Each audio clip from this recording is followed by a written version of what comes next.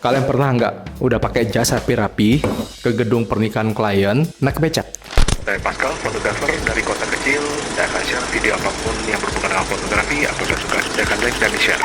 Jadi ini salah satu pekerjaan wedding saya yang menurut saya cukup kacau. Bukan secara hasil, tapi ini lebih ke cara kliennya men-treatment kami sebagai vendor fotografinya. Ini adalah pekerjaan wedding di luar kota. Kota itu baru buat kami tidak pernah ke sana. Saat kita sampai ke kota tersebut, walaupun saya sudah beberapa kali sebelumnya meminta alamat hotel tempat penginapan kami itu di mana, sampai kami di tempat tujuan, baru kliennya ngabarin, tinggalnya di sini ya. Tuh, untung masih dikabarin. Lalu sampai di sana tuh sudah mendekati jam makan malam. Dan kami tidak ada kendaraan maupun apapun itu kecuali becak di sekitar hotelnya. Disclaimer, untuk akomodasi, untuk makan, untuk minum, untuk transportasi, itu harusnya dari klien yang provide. Dan itu sudah disetujui oleh klien. Dari saya pribadi, biasanya kalau emang tidak disediakan ya sudah, kita cari cara sendiri, nggak masalah. Yang penting acara mereka lancar dan kita bisa menyelesaikan pekerjaan kita secara profesional. Masalahnya besoknya itu kan weddingnya, dan prosesi wedding mereka ini membutuhkan untuk kami selalu berpindah-pindah dari rumah mempelai pria ke mempelai wanita, lalu balik ke rumah mempelai pria lagi, lalu ke tempat pemberkatannya, lalu pulang lagi. Sehingga kami sangat butuh transportasi yang harusnya sudah disediakan oleh klien. Sampai akhirnya kami dapat, tapi itu pun saya sangat yakin dapatnya dengan terburu-buru. Karena drivernya saya ajak ngobrol, dia bilang, oh iya saya aja baru dikasih tahu kemarin. Dan sebenarnya hari ini istri saya tuh lagi mau melahirkan. Dan kalau sampai dia melahirkan, saya harus cabut. Saya udah pikir, wah berarti kalau dia cabut kita gimana dong? Tapi udah, itu nanti, masalah nanti. Yang penting sekarang kita beresin dulu pekerjaan kita. Dan bener aja, habis pemberkatan, masalah tuh nggak ada pemberitaan apa-apa. Pas kita keluar, kita cari kendaraan kita. Hah?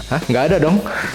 Untungnya dia kan pakai videografer lokal juga. Videografer lokal itu bawa mobil. Tapi setidaknya kita bisa pulang ke hotel dan bisa beristirahat lah untuk acara malamnya. Dan untuk makan sendiri lah, menurut saya tidak terlalu dipikirkan oleh mereka. Ceritanya lagi kosong ya, nggak ada apapun yang perlu di cover ya. Baru kayak sisaannya kayak, kalian udah makan belum? Ini ambil aja, ada sisa, semacam itulah. Pasti hotel saya pun segera ngabarin ke pengantinnya, gimana nih, transportasi kita udah nggak ada, ntar malam gimana ya, saya nggak tahu lokasi acara kalian di mana, bisa nggak ya tolong disediakan kendaraan lagi, motor juga nggak apa-apa kok, yang penting kita bisa sampai dari hotel ke tempat acaranya. Oh BTW ini kota kecil, Grab, Gokar gituan nggak ada. Tapi kan ya karena pengantin itu sendiri kan sibuk, pasti ya perlu touch up dan lain sebagainya. Ya lagi-lagi pesan saya itu tidak dibaca dan tidak digubris sama sekali. Alhasil kita sudah siap-siap, kita tunggu-tunggu, nggak ada kabar apapun. Ya udah, daripada kita nggak kerja, mau nggak mau kita naik becak dong. Yang bawa becaknya kakek-kakek dong, gak enak banget. Kayaknya pengen gantian deh, saya aja yang bawa dia gitu. Sampai di tempat acara, ternyata gedungnya pun kayak gedung olahraga seperti itu,